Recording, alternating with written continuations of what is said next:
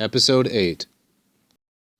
Via autem non est nisi per ardentissimum amordum crucifixi, qui adeo palum ad tertium caelum raptum transformavit in Christum, ut diceret, Christo confixus sum cruci iam non ego, vivit vero in me Christus, qui etiam adeo mentem Francisci absorbuit, quod mens incarna patuit, Deum sacratissima passionis stigmata in corpore suo ante mortem per biennium deportavit.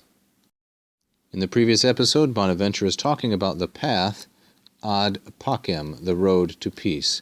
Moreover, he says, or however, adversative or continuative, this path does not exist, via non est, that's the main verb, except through the most devoted love of the crucified, crucifixi. This is a participle used as a substantive in the genitive singular or masculine singular genitive. This is a superlative adjective, through the most burning, the most devoted love of the crucified one. The ending here, tells us that amorem is masculine.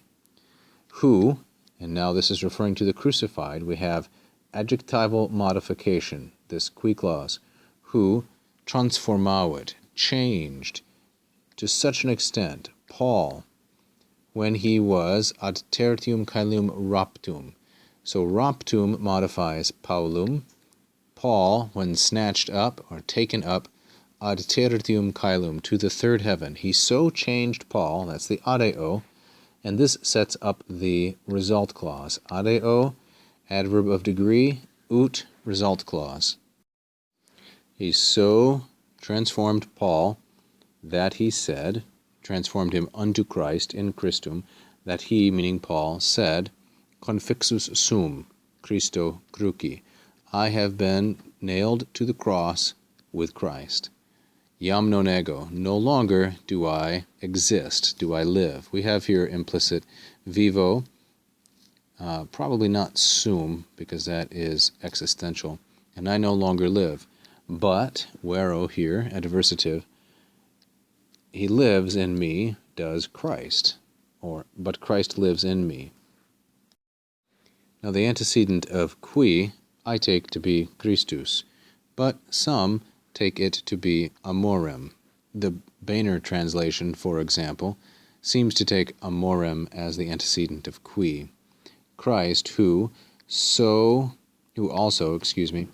absorbuit adeo, so absorbed or took in, overwhelmed the mentem Francisci, the mind of Francis. So the object of absorbuit is mentem, and absorbuit is a perfect third singular indicative, with Francisci as the masculine singular and genitive, who so overwhelmed the mind of Francis that his mind laid open in the flesh, or was laid open in the flesh. Some, like the Boehner, which I have consulted, says shone through or shined through. That his mind shone through in the flesh, while sacratissima passionis stigmata, or stigmata, actually this is a short a, while the most holy stigmata of the passion he carried around, deportavit, in his own body. Francis did, according to the story, before his death, per biennium, for a 2-year period. So the object of deportavit is stigmata, modified by sacratissima with the genitive passionis, and then a number of prepositional phrases.